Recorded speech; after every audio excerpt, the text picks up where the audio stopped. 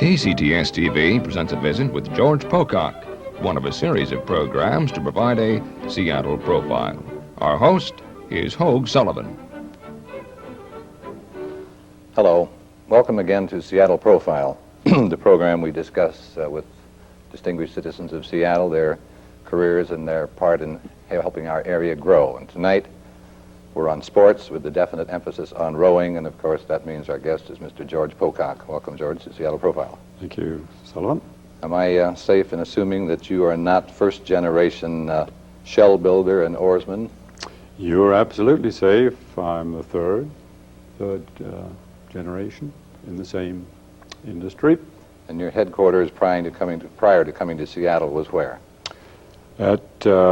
Well, immediately before was Vancouver, and then before that was Eton College in England. Where there was a very definite emphasis on rowing? There certainly was.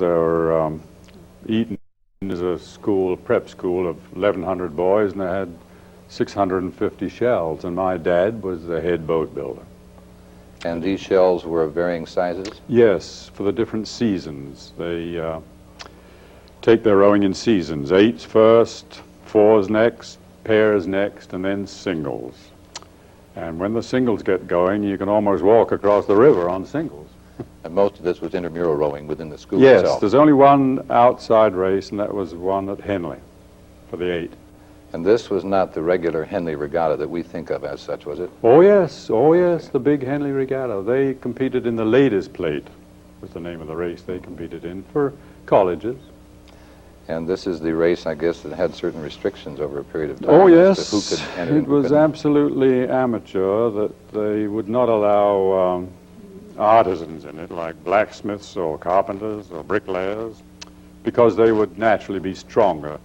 It was meant for people of more sedentary occupation, bank clerks, clerks of all description, gentlemen of leisure, and so forth. Then you and your father, as boat builders, were not allowed to row at Henley? Oh, no, we had to row either professional or in a tradesman's race. Oh, there was another race? There was a tradesman's regatta at Henley. Oh, I see. Yeah, where bricklayers and carpenters and plumbers could row in the tradesman's race. This was over the same course and same distance? Yes, exactly, yeah.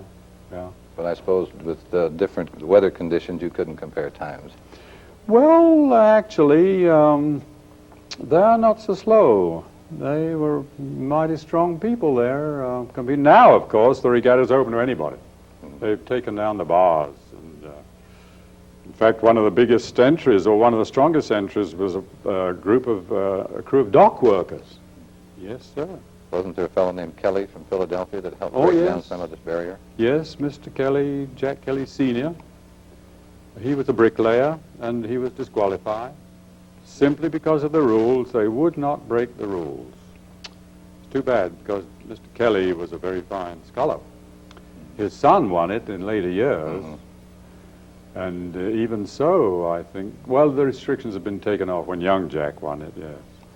Well, you, as many other distinguished Seattleites, got the Go West young man call. How did this happen with you? You say you went to Vancouver first? Yes, well, I was apprenticed. My brother and I were apprenticed under my dad, and when the apprenticeship is over, you go far afield to try and carve out your destiny, as it were. Things in the old country are too old. You've got to go somewhere new. When did you get to Vancouver? In 1911, in March the 23rd. And how did this long and ultimate association with the University of Washington Well, we built some boats for the Vancouver Rowing Club, and University of Washington raced the Vancouver Rowing Club, and Conabare came up, the coach, and he saw these boats, and he asked who built them. And they told him, and so he came up and interviewed us and persuaded us to come down to Seattle, to the University of Washington. That was in 1912, and we've been here ever since. But I understand that the preliminary order for shells was not quite what you hoped it would be. No, he said that he wanted 12. Well, sure, he wanted 12, but he could hardly scrape up enough money to buy one. How long had he been coaching at this time? He started in 1910. He had been coaching 2 years. We laymen always think of the Conabare stroke, which I think has gotten an awful lot of publicity, and it's sort of unique that a baseball coach should come up with this. Well, Connie had a lot of enthusiasm. He was willing to try anything. Well, let's pause for a second, Mr. George Pocock. We have some interesting slides of this period and see how well you are at identifying some of these. Well, that's the old Coast Guard station, which was in the AYP Fair and was later the boathouse. That's a crew house. Is that the old crew house as we know it on the far right in the picture? Yes, that's the old original. And somebody tore the tower down. Yeah, well, it's all gone now, of course. And there's Connie himself. Yeah, Connie had a lot of enthusiasm. He made quite a name for himself. Yeah. There, it looks And like an old there's four shot. of his boats, and the old Latona Bridge. Now, that was what, near the University Bridge or Montlake Bridge? Well, right where Latona Avenue is. It joined Latona Avenue. It's a little bit to the west, I think, of the present bridge, I see. torn down. And there's the 1936 Olympic champion crew, one of Al's best crews. Well, later in the program, we're going to see those gentlemen in action. Boy, they were worth seeing, too. And what's that And shot? there's the finish of the 36 Olympics in Berlin. And Mr. Hitler was there to see that. Wasn't there a little problem with the start of that race? Yes, the wind was blowing against them, and it was before the days of bullhorns, of course, and the starter was a gentleman from Belgium by the name of Bischoff, and he had a furious mustache. And the start is in French, et vous prêt, partez, and all these vibrations coming through the mustaches kind of screened it or stopped it. Anyway, it was no fault of Bob's. He didn't get it. But he heard the British crew, which were right under his megaphone, start with their thole pins, and Bob started, but he was last off the mark. Looked from that picture like a fairly close finish. It was about 12 feet. Yeah, 12 feet. And can I ask you one more thing? Why is it traditional that the French is the language they use for the start, or is this just this one time? No, I couldn't really answer that. French is understood all over Europe, and I suppose it's like what Latin is to law. But they used to start on when the fella pursed his lips for the partay, they'd be gone. They could see a little better. Maybe the number of crews was smaller, probably. Well, there were 6 in the final at Berlin. Boy, that was a beautiful race, though. Well, let's look a little bit into your main project, of course, and that's the manufacture of the shells. Yes. I imagine you've seen a number of changes over a period of time, and of course improvements. Yes. We built many different ones. The first 5 we built for Washington were all different until the 5th one. Ed Leader was coach at that time, and Ed Leader said, "This boat is faster than any boat in the shell house." You are not restricted by any particular dimensions? No, the laws of racing is the best that you can get. In other words, 8 men and a cox in a boat, if Yeah. it's wide, long, short. Yeah, with no mechanical help at all. It's got to be from here, and here mainly. And have you done much experimenting with your materials? I know that Yes. you use a varying number of woods. Yes, we used to use Spanish cedar, but we adopted the Washington red cedar in 1927, and found that it was the finest cedar for the job that there is. How about with all the improvements in fiberglass now? Are you using any fiberglass? Well, we use a thin film of fiberglass on the inside to eliminate the ribs, because the ribs caused a ripple on the outside of the shell. And now with the fiberglass and no ribs, it's a perfect mold, like a fish. It's a great improvement, really. Right, now, other improvements we read now about the change in oars. The German tulip, Yes. is it? Or? Well, in the oars, well, there's nothing new under the sun. They had shovel blades many, many years ago. And the other day I was out in my single with a shovel blade on my right and a standard blade on my left, and I was absolutely trying to ignore the witch, and I was pulling ordinary like I always do, and I went as straight as a string. So it's what you put on is what counts. And it wouldn't make any difference about the distance, whether it's 2,000 meters or 4 miles. It's just the... No, the only thing in the short distance, I think the oar has to be a little stiffer. the stroke has to go up a little on the short distance, and they can't wait for the bend to come out. It has to be stiffer. And also, what's this wood you use in the oar that's so heavy it sinks? Oh, the Australian iron bark, yeah. That's on the back of the oar. There's only a very thin strip. You see, spruce is weak in compression. It's strong in tension, but weak in compression. So the back of the oar is in compression, and we put this thin strip of iron bark on the back to save the rupture of the grain. And it also acts as a spring and makes a very fine oar. They've copied it all over the world, anyway. One other question on equipment now. What's this black box that we hear about telling that how hard each oarsman is pulling? Is Well, there's a chap getting his doctors at Pennsylvania, and he's Mr. Burke, the Pennsylvania coach, agreed to let him experiment with this black box. What it is, it's a spring on each rowlock, and the further you compress the spring, the more lights come alight. For instance, there's 4 lights for each man, a bank of 4 for each man. And if he's pulling very lightly, 1 light comes on. If he's pulling a bit heavier, 2 lights come on. If he's pulling his optimum, we'll say, 3 lights come on. And if he's pulling his maximum, 4 lights. So if all bank of 4s are coming on, he should be going. In other words, if the coxswain sees 32 lights, then he knows nobody's looking. Right. It weighs 50 pounds, but they're willing to have that handicap. They think it helps. Wasn't there a similar device tried? Yes, years ago? Connie had a similar one, but his contact point was the sliding seat. The wheel would go over a contact and light a light in the coxswain's seat. But they were so close that the lights go prrr, you couldn't tell which was which. Mm-hmm. This is quite an improvement from the rowlock instead of the sliding seat.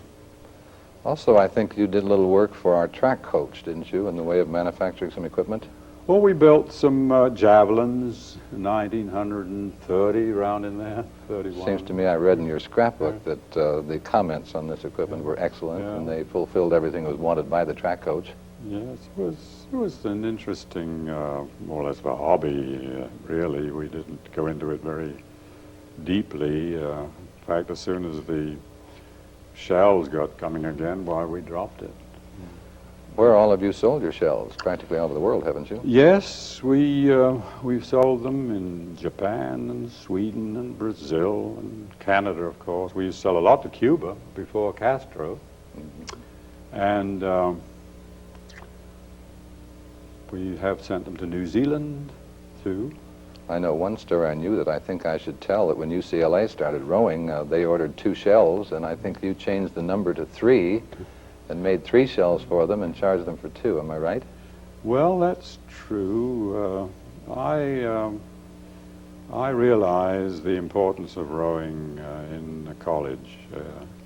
It's collegia's most beautiful sport. It's the last bastion of amateur athletics.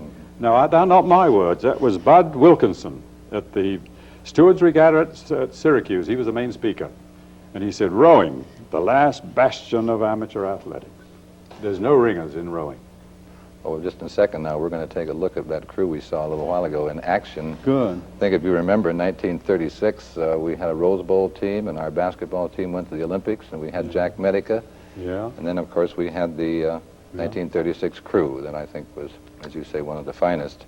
It was, yeah. We'll catch a little action there. Don Hume, I think, was the stroke. Yes. Bob Mock and Jim McMillan was the captain. There they are. That's along the Hudson River. On the Hudson River, on the Highland side. Now, you see, you can tell a good crew, they've all got their mind on it. Look at the one cut they take. There's no double stroke there. That was one of Al's best crews. Well, let's see. Don, it wasn't a big crew, was it? If I remember, Don Hume weighed about, what, 170, 175? 170, yeah. Mm-hmm. But Don had a natural swing. He let the bigger men, he gave them time. This rowing, you know, is not, the uninitiated think it's strong back, but boy, it isn't. It's a strong mind. You could tell that those men had their mind on their work, and when they don't, they're no crew. Oh, now the coxswain sets a beat and it goes on to the stroke. Now what's the difference between the top flight stroke or the one that isn't quite top flight as far as sending that on to the rest of the crew? You mean in rate of striking? Mm-hmm. Well, the average, it differs in distances. Now, that 3-mile race would be 32, would be a good stroke. But if it was 2,000 meters, it would be 36 to 40. But the stroke is the one who sends the message on to the other stroke men. and 7. 7 is really the stroke of the starboard side, you see. I see. If you haven't got a good 7 along with your stroke, you haven't got a crew. Mm-hmm. It's the stroke and 7 combination that make a crew. Now back to this stroking idea and coaching a little bit. What are some of the attributes as far as a coach and being able to see and pick out, say he has 40 or 50 men turning out, and how does he decide how does this work without the black machine that we discussed? Well, that's a tough proposition for a man to pick the proper crew. I always told the boys that the coach never can pick the proper crew. I mean, that's only fair because there's so many disappointments. There's only 8 men can make the crew, and there's no changing during the race like there is in a football game. And there's undoubtedly some of the men that should have been in there weren't. The coach is not infallible, but he does what he thinks best by trial every night and pitting one against the other and seeing how they come out. It's a pretty difficult task to pick a crew properly. What's the basic difference now in coaching, say, in the Pacific Coast and on the East Coast? Well, the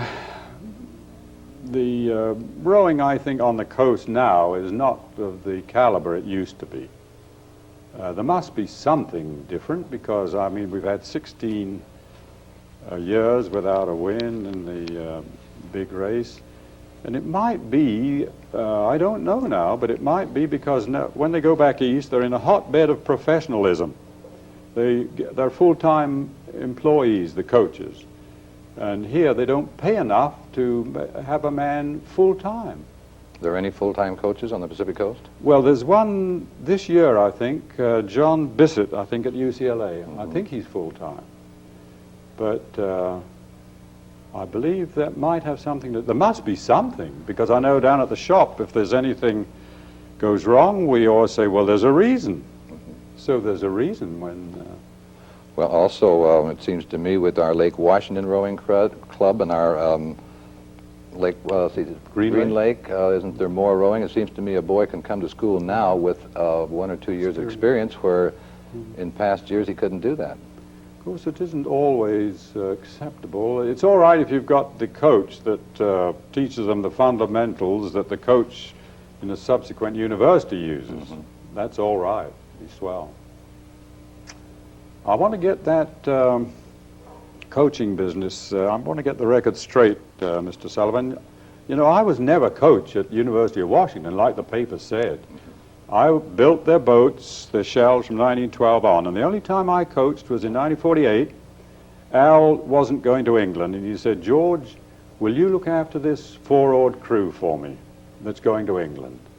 And I did, and that's the only time. And they were a well-rounded crew before I ever said a word to them. And they won quite readily. You were being rather modest, I'm sure. You were probably chaperone and coach and advisor, as well as taking good care of the equipment. That was a fine crew. That was Warren Westland, Bob Martin, Bob Will, and Gus Giovanelli. Mm-hmm. Yeah, they were a grand crew. We discussed a lot of fun, too. A moment ago the various distances. What's the trend in distances now? I can remember in the past it was usually the Washington was very good in the 4-mile race. Now this seems to be disappearing a little bit now, isn't it? Yes. The World Championships and in fact all the world races except in the United States are 2,000 meters. And the United States crews have not proven to be at their best at this distance no, yet, they don't. They're a little afraid to cut loose on that first 500. They're always behind on that first 500, from anywhere from 1 to 2 lengths on the first 500. Even the crew that won in Rome in 1940, they were 2 lengths behind on the first 500, but they made it up. fortunately. Well, is a start, you said the first 500, is this one of the most difficult parts of a race? Well, yes. Our boys are used to going a longer distance, and they conserve themselves. They only row their optimum, a pace they know they can hold, you see. But in 2,000 meters, you can really go all out, full bore. And our boys haven't learned to do that yet, and they've got to if they're going to succeed in world championships. But this isn't, the 2,000 meter isn't always won by the highest stroking boat. Oh, no, it varies. If they're good enough, they can row a lower stroke. I mean, if all the actions are synchronized perfectly, which is a very difficult thing. You take 8 golfers trying to hit the ball all at one time, and just see how they'd behave. The golfers I know, that would take about 3 years, I think. I bet you it would. Yeah, it's a symphony of motion. Is the 8-oared crew. A beautiful sight if you get your eyes trained to appreciate the fine points. From your point of the business now, do you see an increase in the sale of shells for the pairs that want to work, or the single shell? Yes, it is certainly growing. Every university that has water within, I'll almost say gunshot, is taking up crew. Look at them at Southern California, USC. They go 40 miles to water. And even Yale go 12 miles. And California go quite a way, too. I was thinking also more of the man who's out of school and has been an oarsman. Oh, yes. I tell you what, MDs, we've sent more boats to MDs throughout the country this year than ever before. They are realizing the virtue. Medical men? Yes, the virtue of exercise, of the rowing exercise. So if I came down to see you tomorrow and said I'd like to buy a single-oared shell, what are we talking about as far as dollars and cents are concerned?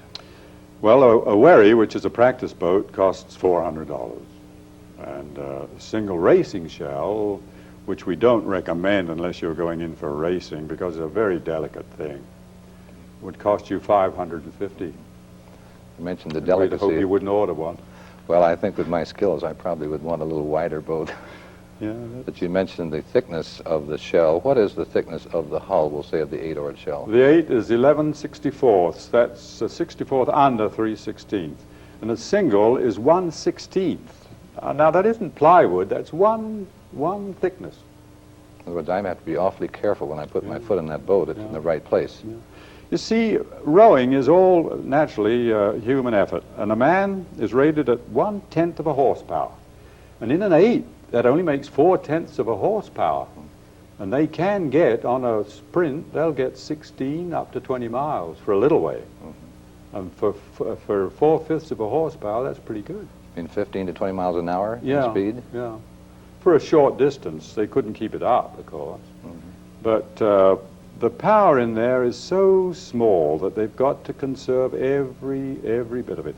That's why the swing, the swing of the boat has to respond with the rhythm of the crew. And when that rhythm and the crew, when the boat and the crew are in rhythm, in unison, in harmony, boy, it's a delight to row. You hear them scream with delight. There's no effort to it. But if it isn't, if they're all 6s and 7s, it's just agony. What about when the Japanese, some 10 or 15 years ago, came up with this? Was it a very rapid stroke? Yeah, they come up with 50 or more, 50 strokes to the minute. But it isn't, I don't quite agree with it. I wasn't brought up. Well, I was going to say, you're probably a traditionalist and have seen them rowing on different ideas and patterns, but this would be harder to coach, and I would think be harder to put the crew together to row at this speed, wouldn't it? Yeah.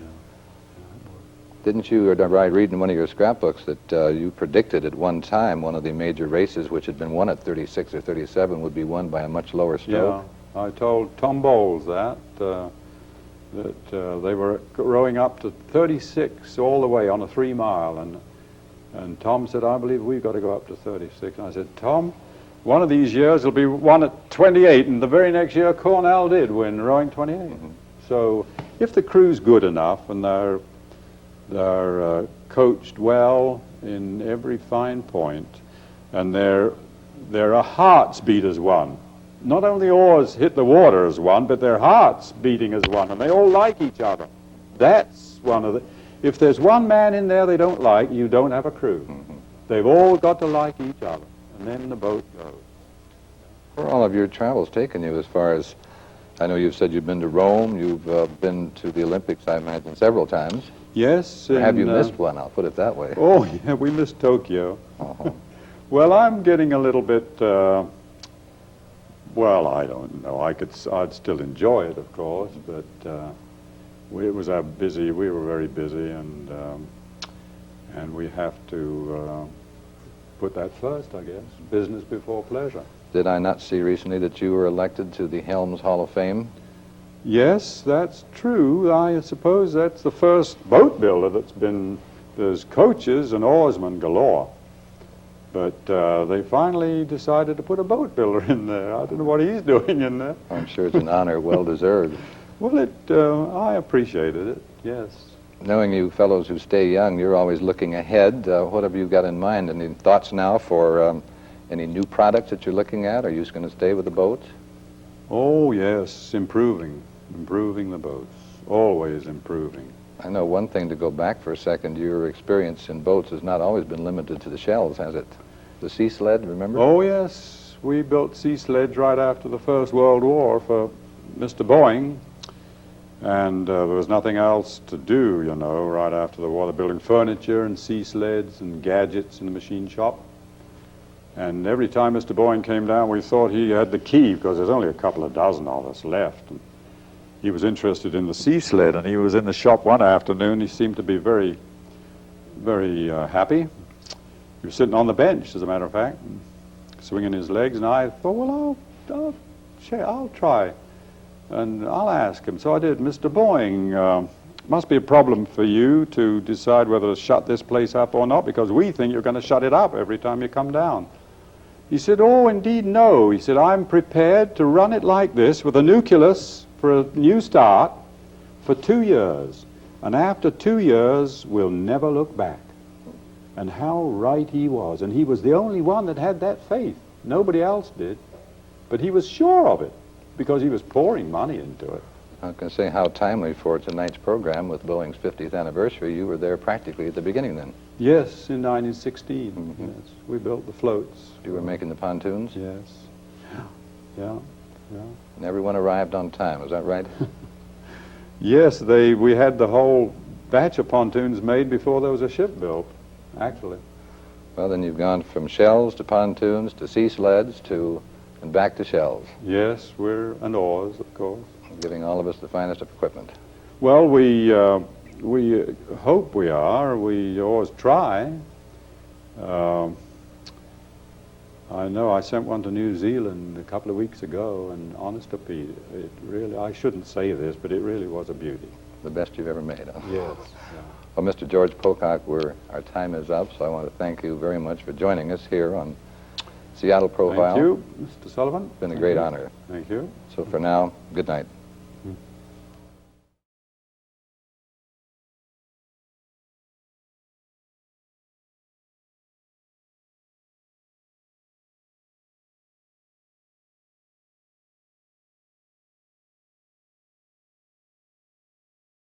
We just watched a piece of athletic history.